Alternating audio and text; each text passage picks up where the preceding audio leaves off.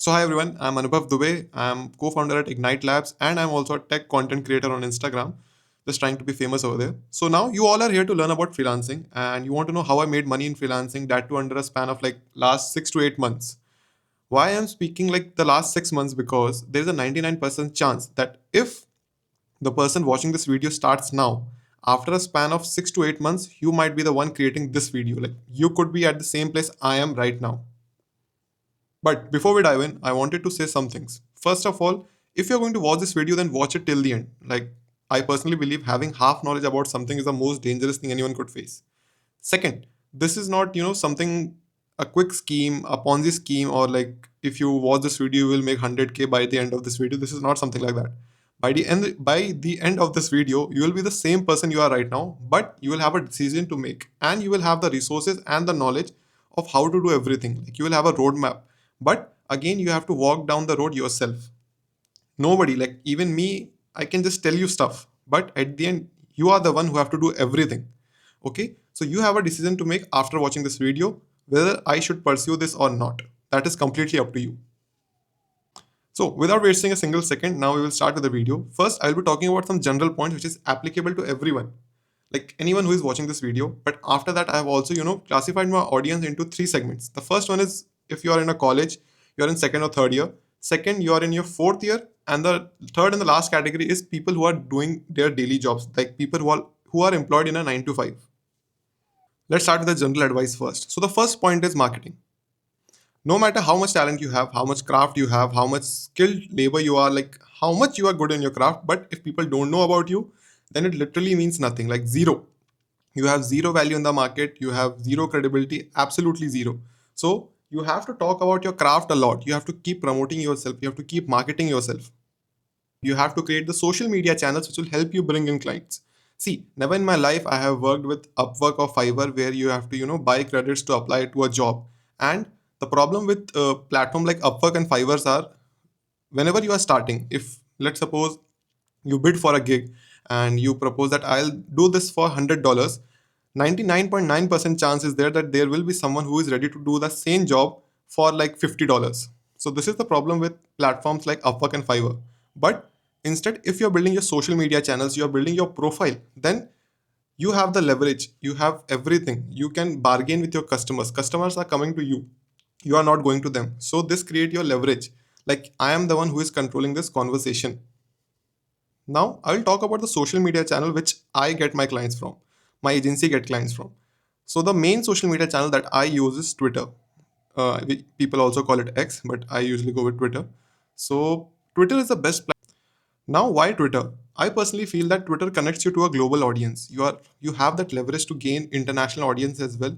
You need clients who pay well, and most of them are from Western countries. So when you go to Twitter, you are able to connect with a global audience. But whereas other platforms like Instagram, I personally think that they tie up to a geographical location. Like I'm also a content creator on Instagram. I use English as my normal language. I use Hindi also. But when I was creating reels on English language, like with English language, still I was tied to the Indian audience. Like 99% of my audience is from India. So if I wanted to target US audience, I would definitely go with Twitter. So that is the thing about Twitter. And now everyone will tell you to market yourself or promote yourself. Like even I am saying that you should definitely market yourself. But the problem is how you should do it. What are the exact tweets I should write? See, the exact tweet is something which is unique to yourself. That this is something like unique to each person. Like how I want to promote myself. Some guys they have a mindset of promoting themselves from a meme, or some guys who have a good sense of humor they can use that, and some guys who just don't get anything, they can do this random tweet with promoting their work, screenshotting their work and everything like that. But the main thing that I follow, even from like this is applicable on all the social media channels. If you go into any field and you want to become best in that field, the best way is to copy the top 5 creator in that field. Start posting like them, start thinking like them, try to copy everything that they are doing, start curating content like them, and slowly you will start thinking like them. Now, whatever they are posting, there is a huge probability that sometimes you won't be agreeing with the way they post. You won't like what they are posting. You won't, agree with them. But this is where you have to think of this like a business. You don't have to get emotionally attached to everything. If it is working for the top 5 creator in that platform, then there is a 99.9% chance that this is going to definitely work for you as well. Like when I started with Instagram 2 months back, I just saw what are the top 5 creators posting in my niche. Then I just started white labeling their content. I just started copying their ideas, but telling them in a unique way, in my way. Like the storytelling was mine, but the idea, everything belonged to them. Also, there is a most important thing that you have to keep in mind while promoting yourself on X is this is something which I want to make your expectations straight. A lot of you won't get any clients for like 1 to 2 months or maybe more. This also depends on luck. Like I usually believe in luck, even if you guys don't. The type of content that you're posting and how much you're engaging with people will also be a factor.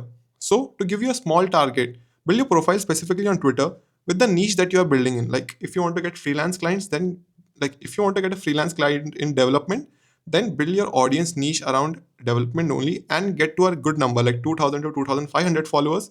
And all the audience should be in your business niche only. It shouldn't be the generic audience like your college friends or something.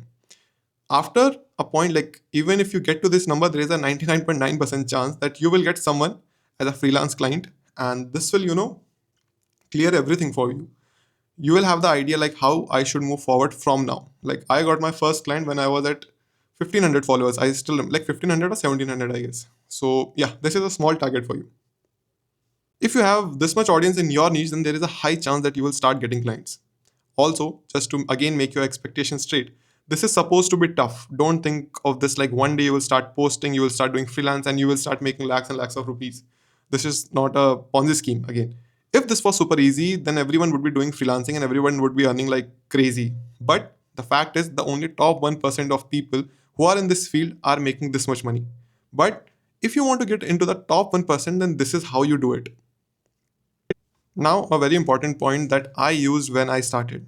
I usually don't say this, but I want to be very honest with you guys, and this is me being honest with you.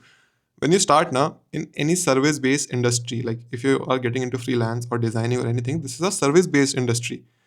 You have to fake it till you make it when you start.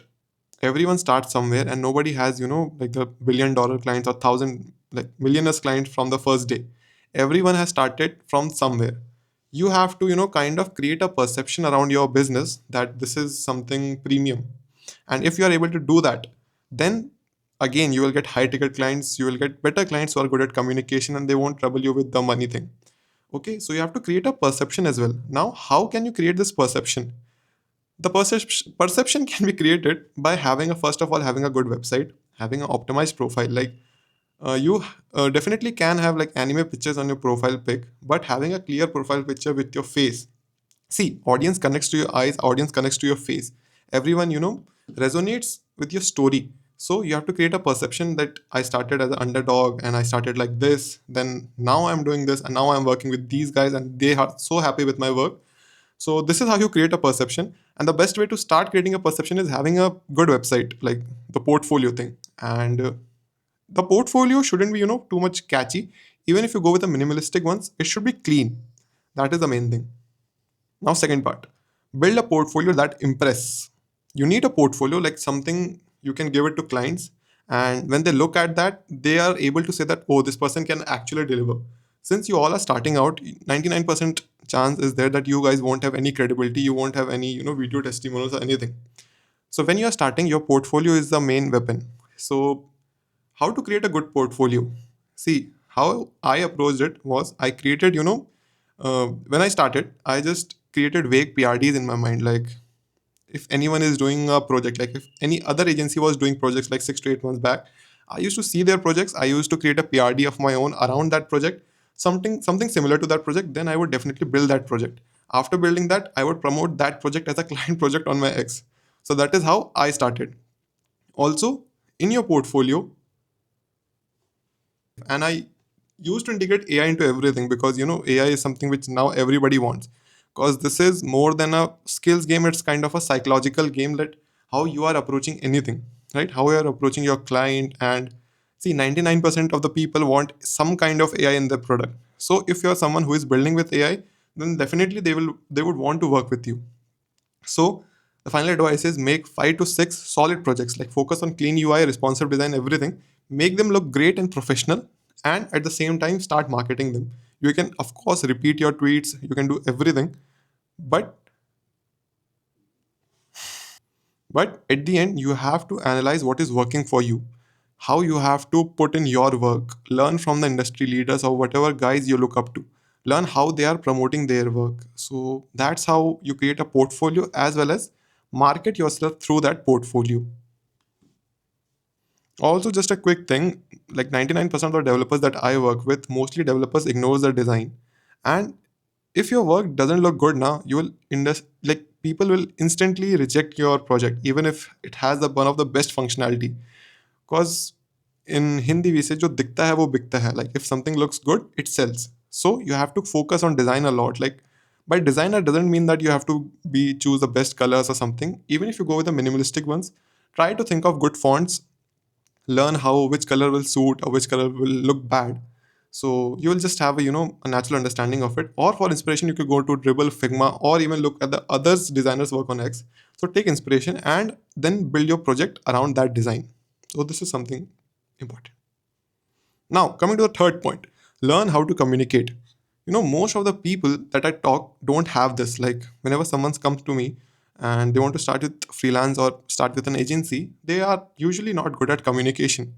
Like, we often lack communication skill because in our mind, we think that we can speak English. Like, it applies to me too. Like, my English is also okay in my head, but yeah. So we often have a lot of ideas in our head, but when it comes to framing those in sentences, usually people just can't do it. And this is something which you realize when you are speaking in a mic, like you're recording a video right now. You don't know how much takes I have to take to record this. And when you're speaking in front of an audience, when you're speaking in front of a client, then you realize that, oh shit, I cannot frame good sentences, I cannot frame my ideas well. And most of this is because like we are not habitual of using English as our preferred language. We all often use Hindi or our local language. But 99% of the time when you are with doing a freelance client, but 99% of the time when you are with a client or doing freelance work and you want to get high paying client, then there is a high chance that these guys will be, English speaking. And then you have to, then you need to have a good command over English. Also, one more thing, communication is just not language. It's often more than language. It's often more about how you use your how you use your hands. How are you able to communicate your idea? What are the words that you're choosing? Are you choosing the words that are too complicated, like people don't understand about them, or how you are able to form your ideas and how you are able to frame them in your sentence, whether actually you are able to convey or not. So like one more thing, if you are able to convey that in an interesting way, like people are interested in listening to you, this is also a very important skill, by the way. See, because I'll be very honest with you, 99% of the time, you're not selling your skill set. You are just selling it to a person, and you need to think about this psychologically, because you need to identify the triggers. You need to identify whether, in a way that you are speaking or conveying, he's able to understand or not. You have to read his face and whether he is liking or disliking your pitch. Then change according to that. Like if he's pushing more on AI and you are resisting AI stuff, then it won't work, right? So if he has a question, then you need to address it on point and in a such a way that he is satisfied, as well as at the end he has a good feeling about that answer. It's not like you have to win from him in some kind of a debate. It's something you have to work together, because in the future you guys will be collaborating a lot. So it's not you against the client. You have to take his input and at the same time make him satisfied with your answer. Like he should be satisfied, like, okay, he gave me a very reasonable explanation, and if something doesn't work out, this is the reason why this is not working out. Okay, so this is my point. Now coming to the fourth point, and which is a quite important one, how to set a price for your service. And now there is a very basic rule that I follow. And see, when I started, I used to charge my service like 1000 to 1500 less than what my competitors are charging, because I was just starting out, I had no credibility, and at the same time, I did not wanted my service to look like very cheap service or something like that.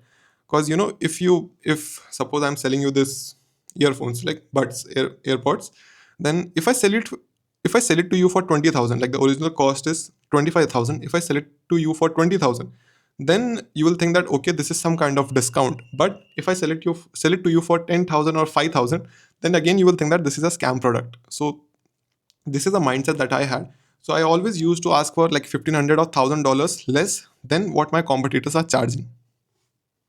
Again, you have to be smart about all this. Think of everything like a marketing tactic. See, when Geo wanted to, enter into the market, how did it give everything for free for like an year? But after that, when it had like 50% of the market share, it started charging. So follow the similar scheme and just lower your prices down for a bit when you're starting out.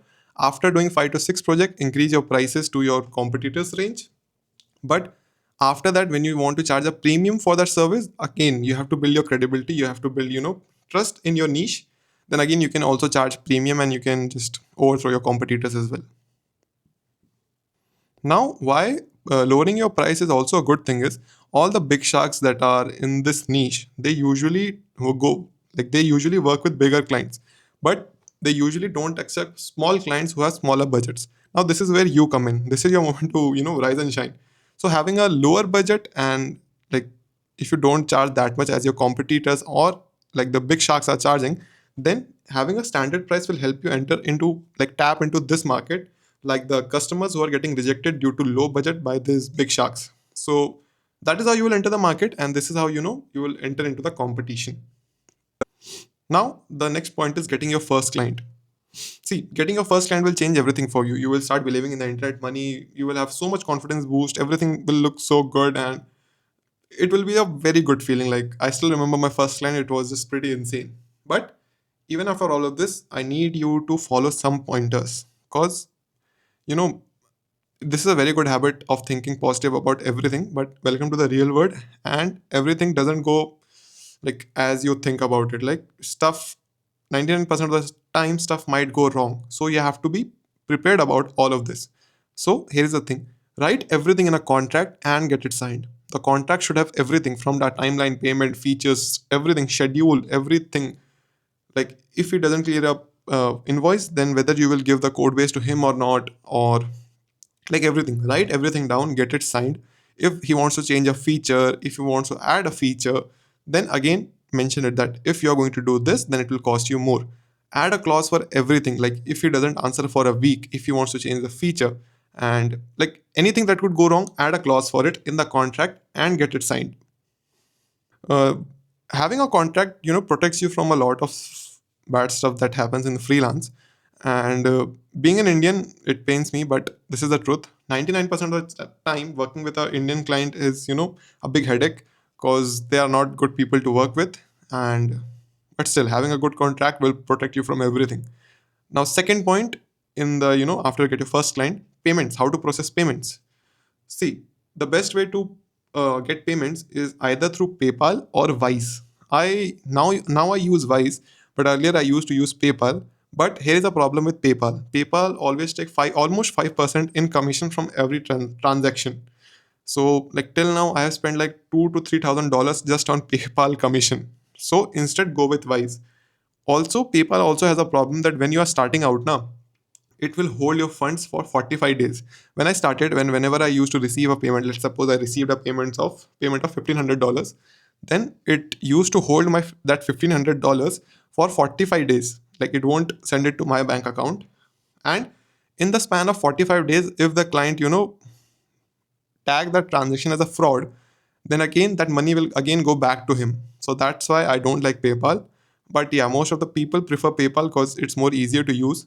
But now I go work with Wise, where everything is just get instantly transferred to your bank account, usually within a day or two.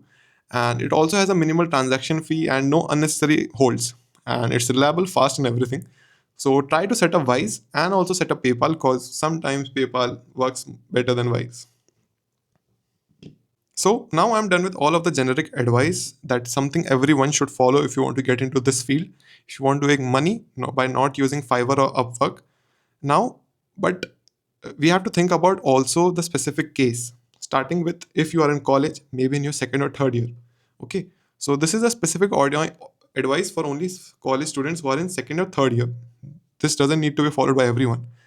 So let's start. You are literally in your gold rush phase. Like you have the time, you have the resources, and most importantly, you don't have the pressure about anything. Like you don't have to worry about job, you won't have to worry about money. You literally have like the best thing. So this is the perfect time for you to take risk. Take risk, like calculated risk, but definitely take risk.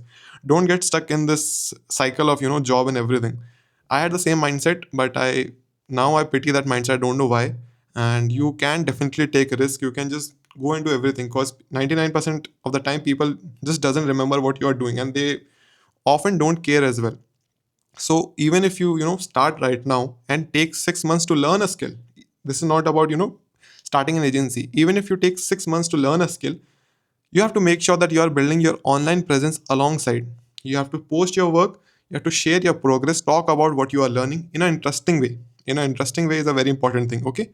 Don't just post random stuff like day 1 building this, day 2 building this. You can do this, but it's not usually interesting for me. And by the time those 6 months are over, you won't have just the skill. You will definitely have an audience of some hundred or thousands of people who are already waiting for you to monetize them. So this is my advice to all of the second or third year students. Now, if you are in a final year student, or like you're in your last year in college, then my advice is simple. Don't take unnecessary risk, because the market is very bad right now.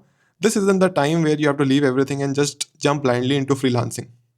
The smart move is to get a secure job or an internship first, because this is what I did. Like, there is no shame in doing that. This is the best way. You have to be smart about your decision, and nobody will judge you for it. Like, don't give a f about what people think about you. You have to think about yourself. I am the one. I got full-time place from my college, and I got a US based internship. After this, I started all this. Before that, I just had the mindset of get a job, get a job, get a job, stuff like that. So the best move is to get a secure job or an internship first, because the situation is very bad. And just get a job or an internship, have some money saved, and while you are doing that internship, start doing freelance work or start building your social media profiles. And when that threshold comes, when you think that, oh, now I can go full time on this thing, then only leave that internship or job. Like right now, I resigned from my job even before joining. So it's a very high pressure situation. Now, the last advice is for graduates or working professional, like people who are not happy with where they are, who are stuck in a 9 to 5 with often very low paying salaries. Like I get a lot of DM on my ex. Like these people are, kind of stuck in a service based companies. Like they pay very less, like 35, 40K a month. And if you're working in them, then my advice is to is like you guys have the strongest motivation to build something of your own, because now you really know what a job feels like. The routine, the pressure, the limitations, less money, everything. You know everything, right? Now the best thing about you guys is you guys got experience, you got the maturity, you got that industry context that these college students don't. Even I don't have that so much industry context. And whenever I work with the senior guys, like the developers who are already working at a Fang or Mang, they have that maturity and they have that industry context, so they know more stuff than any college going student. So now you have to use this motivation, you have to use your advantage, but again, don't quit your job immediately. Start building this social media profile as well as your freelance business on the side. Now you guys cannot do it with your main profile. That's why you have to create a anime profile, I should say, or there is something called moonlighting, I guess. So start doing your freelance gig on the side. You have to learn how to manage both. And when your freelance income again starts to cross that threshold of your job, because it's very easy, like you can definitely make 1 to 2 lakh rupees using free, like by doing freelance under an year or so, if you are smart about it. And that's the best time when you can leave your job. So now this sums up all the advice that I had for you guys, and how you should proceed with this, how you can make good money with freelance and everything. Even after all of this, if you have some doubts, my comment sections are always open. My X account is always open. You can always come and DM me. And if you want to schedule a meet, I don't think I should do that right now. I think I should monetize that also. Mm. So if you want to schedule a meet with me, you can also do that. But again, I will charge you for that. So yeah, these are just the advice, and this is not a Ponzi scheme. You have to work very hard for it, but at the end, the results are just too good, too good, like crazy. So this is Anubhav Dubey signing off. Hope you like this video. Sorry for my everything, whatever the bad stuff that I did. I used to keep looking at the laptop screen, and my mouth is all dry. So yeah, everyone, bye bye. Anubhav Dubey signing off. Bye bye.